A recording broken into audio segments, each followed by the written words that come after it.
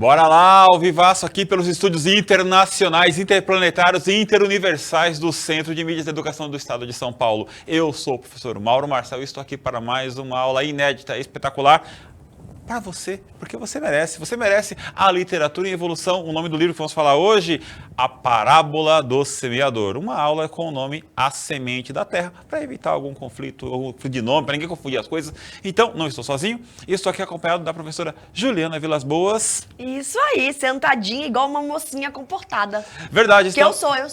E também da Simone, que está com as Libras, né, aqui conosco, sendo a nossa intérprete pessoal de Libras. Fazer minha descrição. Sou um homem de 1,84 m de altura, tenho cabelo castanho curtinho, uma barba também um pouquinho grisalha, uso óculos de um aro bem grosso, estou com uma camisa que na tela deve estar preta, mas ela tem um xadrezinho bem pequenininho, uma calça preta, tá? Porque falaram que é preta, a mesma de ontem, né? Uma calça azul, que é preta. E estou em pé. Estou em pé, é verdade. E meu sinal é esse aqui. Diga. Eu preciso falar todas as verdades assim Por também? favor. Mas precisa falar tudo. Por favor. Eu sou alta, muito alta. Por favor, professora Juliana. Fala direito, né? Não, Por favor, gente, eu Juliana. sou mediana. Estou loira, porque eu pinto Isso. cabelo. Não, eu pinto. Mas tá loira. Estou loira, não uso óculos. Meu cabelo tá amarradinho assim pra trás. Está sentadinha, bonitinha. Sentada, de calça jeans. O Boca falou que isso aqui parecia negócio de... Sabe aquele saco de arrastar, colocar tipo batata, essas coisas? É uma blusa que parece feita de saco de batata, né? É isso, o Verde, sinal branca. O meu sinal. Esse aí. Então, é muito legal. Olha, vamos lá então, não estamos sozinhos, estamos junto com outros componentes, cinema, transformação, cultura digital, nós robôs, nós somos esse aqui, relações sociais e tecnológicas, a literatura em evolução e tecnologia, comunicação e cultura. Somos o Cultura em Movimento, diferentes formas de narrar a experiência humana. O eixo estruturante é investigação científica. Professora Juliana, qual é o objetivo da aula? Vamos lá, o objetivo dessa aula é refletir sobre o que deve ser observado na leitura de distopias e apresentar o enredo do romance A Parábola do Semeador, de Octavia Butler. Octavia Butler. Então, a ideia aqui não é dissecar o livro inteiro, não é falar todo o livro, é apresentar apenas um pouquinho do enredo e do que o livro trata, porque o objetivo é que vocês vão até a sala de leitura ou então até a internet, encontre esse livro, uma biblioteca, encontre esses livros e leia uma distopia até o final. Leia toda uma distopia. Então, nós selecionamos aqui 4 como exemplos, né? Quais são os 4? Foram nas aulas anteriores. A aula 1, nós falamos sobre a literatura e sociedade de controle, onde falamos da influência e controle das tecnologias da informação em nossas vidas. Na aula 2, ficção científica. Explicamos, né, o que é ficção científica. Aí sim, nas aulas 3, 4 e 5, falamos dos 3 livros. 1984, Admirável Mundo Novo e A Máquina do Tempo, tá? Falamos desses 3 livros. E esta aula falaremos do livro A Parábola do Semeador, é a aula 6. Não se esqueça de fazer o quê, professora Juliana? Olha só, organizar a leitura. Como desde o primeiro livro, nós estamos pedindo para que vocês organizem. Então, nesse momento, eles têm que ter quantas fichas? Sem Na contar verdade, essa? São 2? Essa é a 4ª ficha. São 3. Foram 2 aulas passadas, a terceira ontem, hoje. Vocês 4 vão ter fichinhas. 4 fichinhas dessas. Isso, ou então que tenha uma fichinha só, mas que tenha lido o livro inteiro, com qualidade, saiba tudo direitinho. E nessa fichinha vai ter o quê? Ou nessas fichinhas, como a professora Juliana bem disse. Você coloca lá o título do livro, quais são os personagens, como a sociedade se organiza, quais são as relações sociais, a influência da tecnologia, controle e poder e dominação, ou seja, como é que se dá as relações de poder nessa sociedade. Isso tudo tem no material um mapa. O seu professor tem acesso a isso e você também. Se você pedir para o seu professor, ele pode passar esse material. Tem material, informações além do que nós passamos aqui sempre. E uma dica de leitura, sempre a mesma dica para você. Num pequeno caderno, faça um pequeno parágrafo ao final da sessão de leitura. Ou seja, li durante 1 hora, terminou de ler, anote o que você leu. Depois, na hora de retomar a leitura, isso aí vai te ajudar a relembrar. Estabeleça uma meta de leitura diária para o término da obra. Se o livro tem 500 páginas, 10 dias de 50 páginas, 20 dias de 25 páginas. 40 dias de 12 páginas e meia, né? Algo do tipo. Ou seja, a ideia é você ter uma meta de leitura, se organizar. Eu vou ler quando der tempo. Não, tem que ler, vou ler todo dia, às 8 da noite até 8h30, às 4 da tarde, não sei. Se organize. E agora vamos para o livro. Antes de falar do livro, A Parábola do Semeador, vamos falar hoje um pouquinho da autora, porque é importante. Tem aqui toda a biografia dela, foi muito mais do que isso, mas aqui tem um monte de informação. Só um trechinho, vou ler, olha só.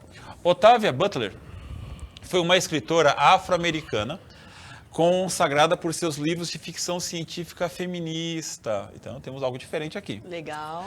E por inserir a questão do preconceito e do racismo em suas histórias. Então, nos anteriores, nós não abordamos esse assunto. Exatamente. Temos uma escritora que ela, além de apresentar uma distopia, é uma distopia que envolve temas caros para a gente hoje. Então, vamos perguntar, olha, as histórias que ela está retratando para a gente, está descrevendo para a gente, que ela está narrando, elas estão mesmo no futuro ou estão acontecendo já num futuro que é por agora? O quão longe nós estamos disso? E ela tem 2 livros importantes, que é assim, The Parable of the Sower, que é a parábola do semeador, e The Parable of the Talents, que é a parábola dos talentos, que ela está fazendo uma intertextualidade com o texto bíblico, né? Ela tem uma formação religiosa. Nesse livro aqui, Parábola do Semeador, a Lauren, que é a personagem principal, ela é filha de um professor que também é pastor. Então tem uma pegada um tanto quanto religiosa, porque a luta pelos direitos civis nos Estados Unidos, esse livro norte-americano, ela foi liderada durante muito tempo por um pastor. Pouco se fala no Brasil, mas o Martin Luther King era um pastor. Então, mas você sabe que quando você falou o nome, o título do livro, não sei quem é a autora, não sei nada sobre esse livro, pareceu para mim que era uma evangelização. Então, mas não é o caso. Mas assim, olha, vamos lá. O que foi a parábola do semeador lá no texto bíblico, né? Mas assim, não vou explicar aqui porque não dá tempo, tá? Mas grosso modo, com todo respeito, é a história, Cristo fala da história de um semeador que ele passa pelo campo e as sementes vão caindo em terrenos diferentes. E quanto melhor o terreno, maior e mais frutos dará a planta que nasce ali, né? Nasceu na pedra é um tipo de fruto, nasceu em meio aos espinhos é outro tipo de fruto, nasceu numa terra boa é outro tipo de fruto, tá certo? É por aí. E a gente está falando de uma personagem que... Vamos lá, vamos para o resumo do livro. Vem cá, vem cá. Uma coisa de cada vez. Vem cá. Não me confunde, não. Vamos lá, então. O livro é um romance constituído a partir do ponto de vista de Lauren, filha de um professor e pastor. Ela mora com sua família, que além de seu pai, também é formada por sua madrasta e seus irmãos mais novos. Esse romance é contado pela narradora Lauren em um diário. Então, o livro é um diário, escrito ao longo de 3 anos. A primeira anotação é do dia 20 de julho de 2024 e a última é do dia 10 de outubro de 2027.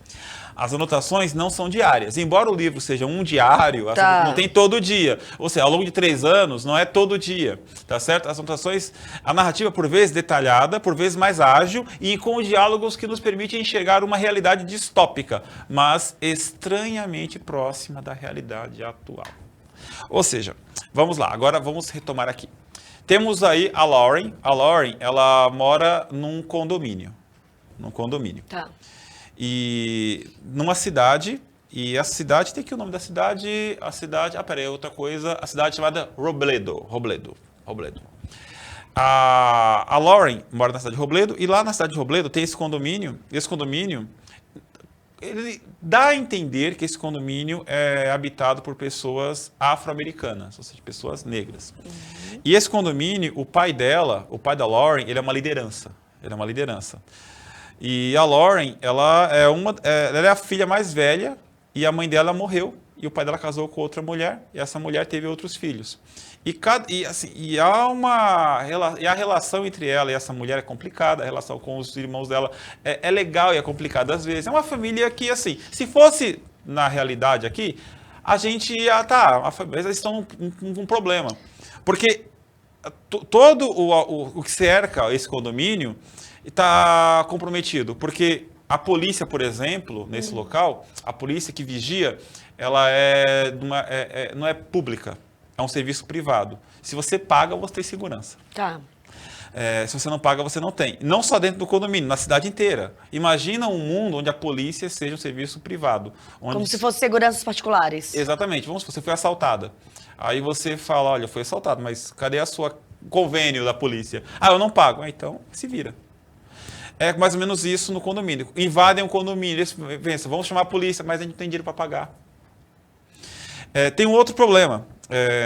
Existe uma droga que aquelas distopias, né? Existe uma droga que os jovens tomam, as gangues tomam, e essa droga causa piromania. O que é piromania? A pessoa que usa essa droga sente vontade de botar fogo nas coisas. Nossa. Então o que acontece? Vira e mexe, uma casa aparece, só pula do condomínio e uma casa aparece incendiada. E eles falam, a gente tem que denunciar, mas denunciar para quem? E apagar o fogo como? O bombeiro também é privado. Todos os serviços públicos são privados. São privados. E como é que a gente sai desse condomínio? Se todos os recursos naturais que estão lá fora também foram corrompidos. Não existe mais, não tem mais plantações boas, onde você pode plantar e colher, a comida é muito cara, a comida é escassa, as árvores não dão frutos, está tudo muito complicado. E a Lauren, ela sofre de uma coisa chamada hiperempatia. O que seria? O que é empatia? Empatia, por exemplo, você está sentindo uma dor e eu me comprazo com você. Eu falei, puxa vida, Juliana, você está com dor, nossa, eu me coloco no seu lugar. Sim. E fico sentindo a sua emoção, porque, puxa vida, você é minha amiga, eu gosto de você. Hiperempatia, a Lauren tem com tudo e de maneira muito extremada. Se ela vê que uma pessoa quebrou um braço na rua, ela sente dor no braço. Ela sente a mesma dor. Se ela vê num velório, ela vai sofrer a mesma dor que a viúva, por exemplo. Ela vai chorar igual e vai sofrer igual, o luto igualzinho. Então isso deixa ela uma pessoa muito retraída. Ela evita sair porque ela vai sentir hiperempatia por tudo que está acontecendo. Tudo que está sofrendo, qualquer pessoa que está sentindo. Imagina numa distopia você ser uma pessoa que tem hiperempatia, porque está tudo destruído no mundo e ela tem uma hiperempatia. Mas só para coisa ruim ou para coisa boa também? Para as coisas boas também. Então, tipo, se alguém está casando e está muito feliz, ela sente aquela felicidade. Mas você está numa distopia, lembra? Acontecem coisas boas ao longo da história, mas se está numa distopia, se vocês lembram do que eu estou falando, acontecem muito mais coisas ruins. Então, vamos lá então. Existe um ambiente interior, né, e o exterior. O interior é dentro do condomínio. Olha, eu coloquei até a semente aqui, né, lá dentro, da semente do semeador, e o lado de fora. O lado interno do condomínio, até que é um ambiente, às vezes tem as invasões lá, né? Mas é um ambiente protegido, tem o pai dela, tem a família dela. O ambiente de fora tem as gangues, tem assaltos e tal. Só que assim, o livro, ele é o quê? É um contraponto dela dentro do condomínio para a saída. Então a gente sabe disso. Ela vai sair dali, ela vai sair. Então, o processo... Esse é o objetivo dela? Exatamente. Acontece que o pai dela, ela tá noiva, só que ela não quer mais ser noiva. Acontece que o pai dela protege ela, mas acontece algo muito ruim com o pai dela. E não é só morrer, porque assim, presta atenção, o pai dela é uma liderança e tem todo esse caos acontecendo, inclusive caos político. O pai dela não morre, o pai dela desaparece. E aí é complicado. Eu tenho uma pergunta, tipo, Sim, meus botões estão falando aqui comigo, tô sem botões. A história, assim, quando você falou que tem a madrasta e não se dão tão bem com os irmãos, Cinderela? Não é isso. Não é nesse ponto? Não é nesse ponto. De uma família normal mesmo. Por exemplo, você tem um pai que ele desaparece, dá a entender que há algo a ver com racismo, a ver com a política. Tem o irmão dela que ele desaparece também. Não, o irmão dela morre mesmo, ele aparece morto. O irmão dela é um menino que ele briga com a família, discorda do que a família propõe e começa a ir para fora do condomínio. E fica 2 dias fora e volta, 5 dias fora e volta. Até que um dia ele fica 1 mês e volta. Até que um dia não volta mais, encontrou o cara morto, certo? E ele entra naquela gangue usar aquela droga e começa a botar fogo nas coisas. Então, é esse tipo de estrutura. Entendi. Então, aí eu penso, sempre que eu coloco uma distopia, eu coloco qual a relação nós podemos fazer com a nossa realidade, né? Os serviços públicos privatizados, ou de qualidade não tão boa, as pessoas cercadas por condomínios. Porque a primeira coisa que eu pensei foi isso, a gente tem seguranças privados, né? Aqueles seguranças que fazem segurança individual. Sim. Temos planos de saúde? Exatamente. Vou falar para você o seguinte, é claro que eu não vou falar todo o livro aqui, mas é um livro que vale a pena ler. A leitura é simples, não é uma leitura tão complexa. O fato de serem diários meio que envolve a gente, né? Um diário, no caso, envolve a gente, porque tem lá a data, né? Às vezes ela passa 3, 4 meses sem escrever nada, aí você fica pensando, vou ler outra página ali. O que aconteceu naquele dia, ela coloca, e é sempre o ponto de vista dela. E os assuntos que o livro trata estão aqui, olha só. Ó, polícia como serviço privado, bombeiros como serviço privado, cidades privatizadas, ou seja, as cidades são meio que posse de pessoas, de empresas. Pesquisa para o desenvolvimento de tecnologia espacial, porque assim, o planeta está meio que comprometido, então vamos fazer o quê? Vamos sair daqui. E aí fica aquele debate. A gente precisa ir, a gente vai para outro lugar, e por que não cuidar do que está aqui? E o pai dela é um dos que meio acredita em uma coisa, não acredita em outra, reivindica. Tá. Participação das pessoas em debate político, né? Participação política das pessoas em debate, ou seja, as pessoas ficam debatendo, olha, tem lá o candidato A, candidato B, né? Será que a gente vê isso em algum lugar? Violência urbana, bastante, já falei sobre isso aqui. Racismo, é um condomínio habitado por pessoas negras. E lá tem violência, botam fogo nesse condomínio. Algumas palavras não são ditas nunca no livro, mas a gente percebe que a situação acontecendo, né? Religiosidade, mudanças climáticas, né? Falta de recursos naturais, escassez e fome. Bom, gente, todos os 4 livros que eu falei aqui, tirando a Máquina do Tempo, né, que é 800 mil anos à frente, né, esse livro talvez seja a distopia que eu vejo mais próxima, mais até do que o 1984, Admirável Mundo Novo. Porque esse aqui, a gente está falando de coisas, poxa vida, talvez não no grau que está lá, mas, nossa, eu vejo todos esses temas, de alguma forma, no debate público hoje.